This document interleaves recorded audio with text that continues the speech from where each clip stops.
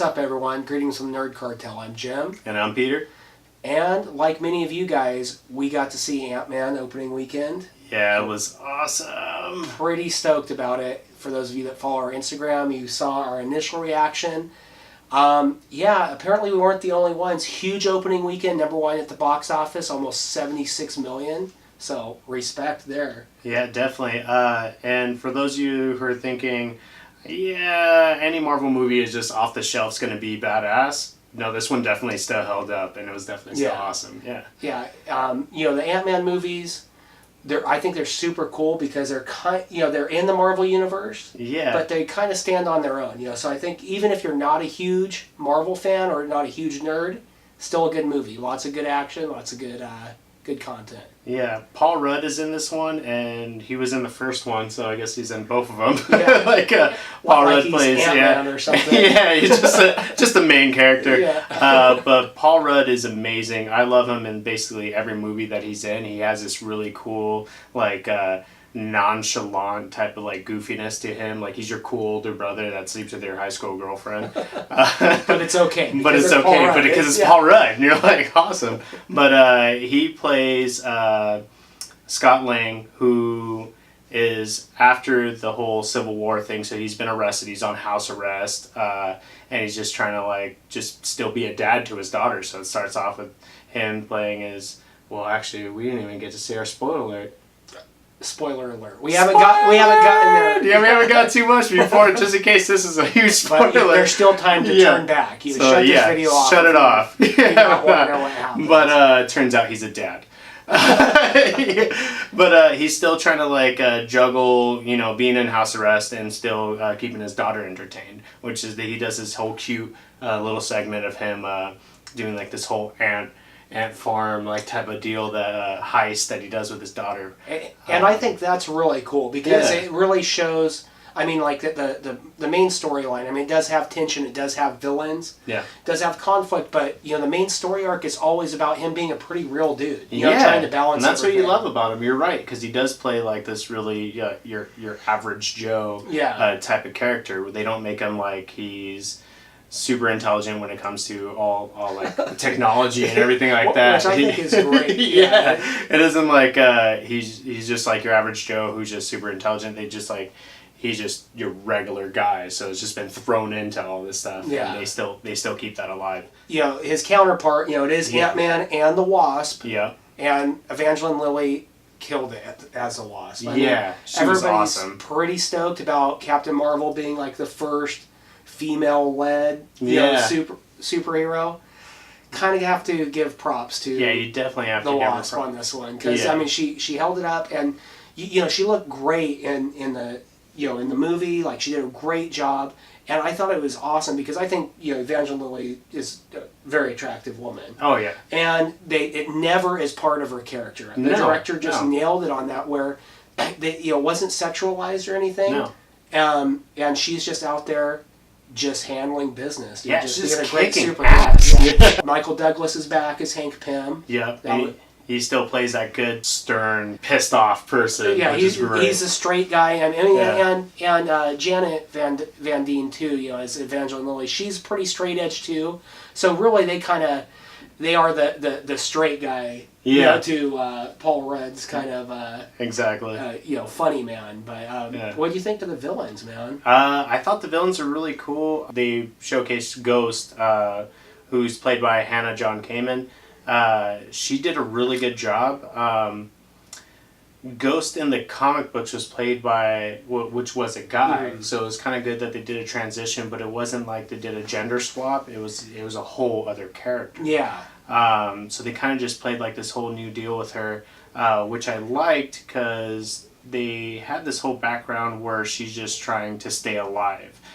So she's a bad guy, but she's not necessarily an evil villain. Yeah, she's not a villain. And, no. You could kind of see her motivation, similar to what they did with Killmonger in Black Panther, where it's that dude's he's a great villain, but hey, you kind of see where he's coming from. Yeah, you're kind of siding with him. You're kind of I could see why you're an asshole. and Ghost, who wouldn't be an asshole if you're living in a physical world as a constantly phasing like quantum. Yeah, she's being. just so much in pain. So it's like she has Bill Foster, which is played by Lawrence Fishburne, that's helping her out the whole time. But even their chemistry is he's not even a bad guy. I mean, he in the comics he's always been a good guy. So I was kind of worried that they're just gonna make him trying to switch him into an evil person. But no, he was just trying to help her out at the same time. They had like kind of a adopted daughter type of feel I got that with vibe them for sure. Where even there's a part where they were Ghost, she's like, well, I'm just going to kidnap his daughter, that's the easiest way to get to Scott Lang's daughter, get to Paul Rudd, and he was just so against it. He said no, like, if you do that, our relationship's over. And I was like, hey, that's cool that that not only was he not going to cross that line, but he didn't want her to cross that line. Exactly. Because he cared about her. Yeah, there's no going back at that point, which I'm stoked because it would have been super cliche if they kidnapped the daughter and then played that whole scene. Yeah, you can't have that. Yeah, that always happens. But yeah, I thought the villains were really good. She kind of, after she got healed, I think she's going to switch back into a good guy. Which in the comics, Ghost was like an anti-villain. He was mostly a villain, or anti-hero. So he's mostly a villain, but occasionally he would help out. So it's good to see, we're going to have that aspect. We'll see, and, the fact that at the end of the movie, they're actually, going to try and help her stay stable. You know what I mean? They're trying, again, spoiler alert, it's too late now. There is no turning back for you. But, don't even watch the movie now. But anyway, I mean, with all that, all that tension and everything, there's still, if you like the first Ant-Man, there's still all those elements there. I mean, the comedy is there. The supporting cast is fantastic. Yeah, the supporting cast. Michelle Pfeiffer comes on for this one too, which was kind of an unexpected treat. And the comic relief is there. You got your Michael Pena. Yeah. Which. Which everybody wants to know. Like, is he going to do another story? Louis going to have his like classic story like from the first one. Yes, you do. You do get one, and it's awesome. Jared curls and it's undeniable. Man. Like the whole theater was laughing at that one. Cracking up. He's so good.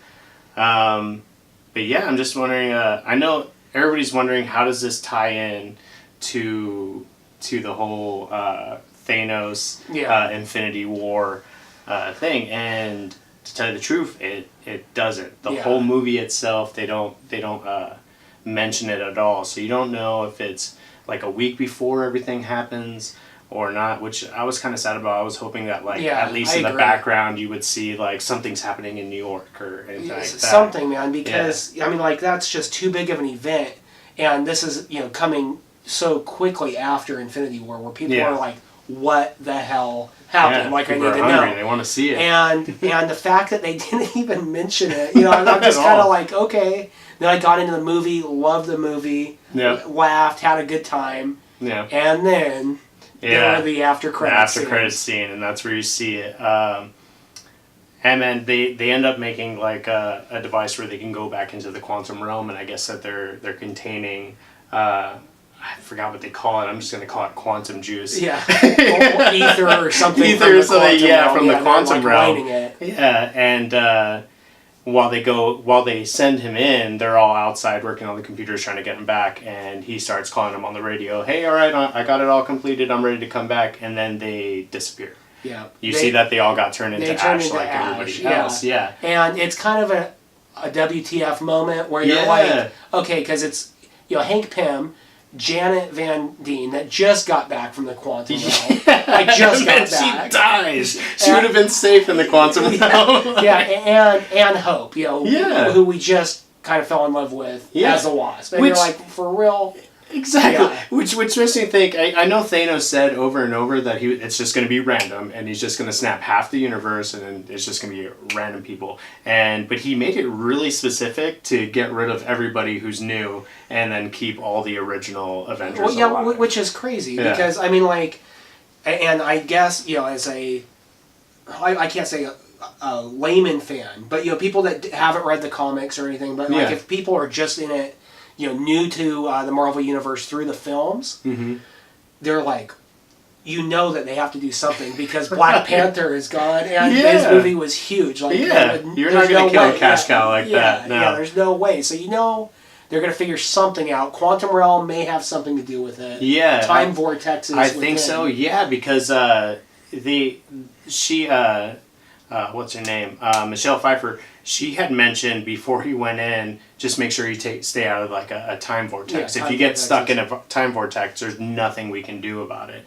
And I know there's been leaks of pictures where it showed Captain America in his old gear and everything, and everybody has been saying these theories that maybe everybody's going to go back in the past and kind of save them in order to kind of undo everything that Thanos has done. Yeah, so and that's just crazy because how far back? I mean, there's so much on this timeline, you know. So it's interesting. I mean, we're on the edge of our seats because we know it doesn't really matter. We don't really have that much of an edge, you know, having read a lot of the comic book storylines. Yeah.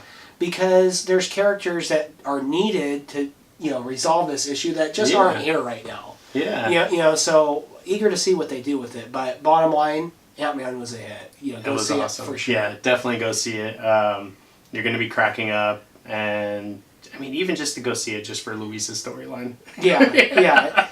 So. Yeah. Well, cool. Hey, everyone, as always, thanks for watching. Yeah, thank you very much, and please like our Instagram if you haven't yet, and like our Facebook if you haven't yet, but get on that. We would also like you to comment on this video. We want to hear what you thought about it. If there's anything we missed in the review or something you just want to add, let us know. We always appreciate it. Definitely let us know what you think if they're going to tie in how they're going to tie it into the storyline, so we're excited to hear from you. Cool. Thank you.